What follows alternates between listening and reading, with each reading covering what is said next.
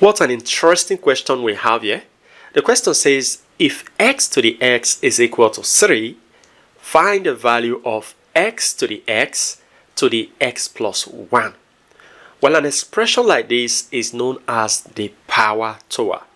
And there is a way we approach the power tower, which is to approach it from the top. Now, an expression like this, x to the x plus 1, looks like this.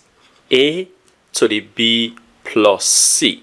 I'm talking about this. So let me just put that into a parenthesis. That is it. Now, from indices, an expression like this is the same as a to the b times a to the c. Good. So we're going to be expressing this like this. So we have x to the, now I'm going to be expressing this as x to the x times x to the 1. Very good. So let me still put this in a parenthesis. Now, do you see something familiar? Of course. So this is x to the x from our given equation is 3. So I'm going to be replacing this with 3. So I have 3 times x to the 1 is x. Very good. So let me put this in a parenthesis.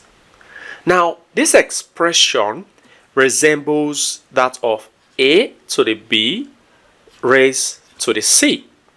Well, an expression like this from indices can be written as a to the b times c.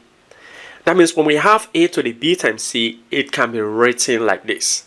That means this expression can also be written as x to the, I prefer the x to be inside, to the x, then raised to the 3. Very good. Just like this. Now, do you remember what we have here? Given x to the x is equal to 3. So we're going to be replacing that there. So this will be 3 raised to the 3. And 3 to the 3 is equal to 27. And this is our final solution. Were you able to solve it? Well, indicate that in the comment section below.